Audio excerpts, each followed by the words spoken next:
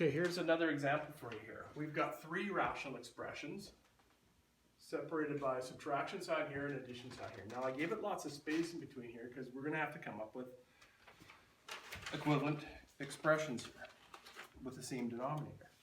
So once again start, what's our non-permissibles? What would I have to put into x to make this denominator equal 0? 0. And same with this one. I'd have to put a 0 in x to make that 0. Well, x can't equal 0. That's our non-permissible. What's the lowest common denominator? Between 4, 3, and 6, that's 12. And between x squared, x, no x is here, it's x squared. So now we've got to come up with rational expressions, equivalent rational expressions for each of them, but that have a 12x squared in the denominator.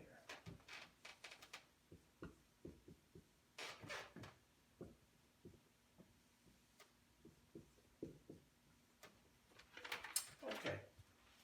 One thing I like to do with my binomials, this is a little different, it has binomials up. I like to put brackets around them, helps me keep track of signs and what I'm multiplying. Okay, well what do I have to multiply to top and bottom? What do I have to multiply to 4x squared to get to 12x squared? I got to multiply it by 3 over 3. 3 times x plus 3 is just 3 times x plus 3. We've got equivalent rational expression here. Well, what do I have to multiply to 3x to get to 12x squared? Oh, I've got to multiply top and bottom, and that's why I left this space, by 4x over 4x. So what we have here is 4x times the binomial. 4x times x minus 1. And the last one. What I got to multiply to 6 to get to 12x? I do believe it is times 2x squared over 2x squared. So we have 2x squared times x plus 2. We have a common denominator, or we have equivalent rational expressions out of the common denominator. So now we can, like we did earlier, we're going to add and subtract the numerators over one denominator. I'll set it up. Over the one denominator. 3, this is a lot of work, 3 times x plus 3.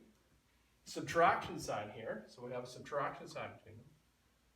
4x times x minus 1.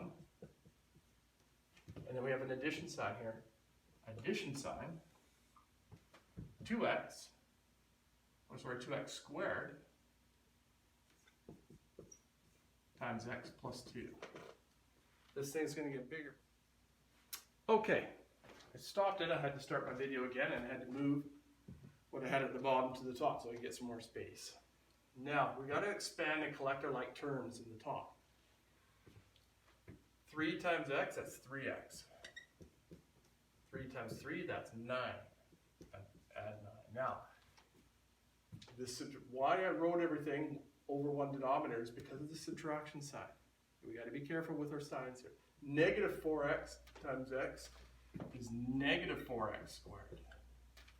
Negative 4x times negative 1. That's plus 4x. Plus 4x.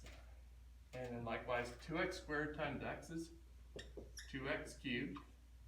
And 2x squared plus 2, 4x squared. There's a lot up there, but now we'll collect our like terms in the numerator. 12x squared. Okay, our highest one, 2x cubed. All we got is one x cubed term, so we'll put it there. We go along, negative 4x squared plus 4x squared. Cancel each other out, they're done. 3x plus 4x, that's 7x. And all we have is a single digit, 9. We collected all our like terms in the numerator, and it came down to 2x cubed plus 7x plus 9 all over 12x squared. Factor, can you factor the numerator? I know it looks like a type 2 trinomial, but that says 2x cubed cube, it's not a quadratic, it's a cubic expression. So we can't factor this any further. That's as far as it goes. What we started with condensed all the way down to here. And once again, x cannot equal 0. If I put a 0 in the x, it will make the denominator equal 0.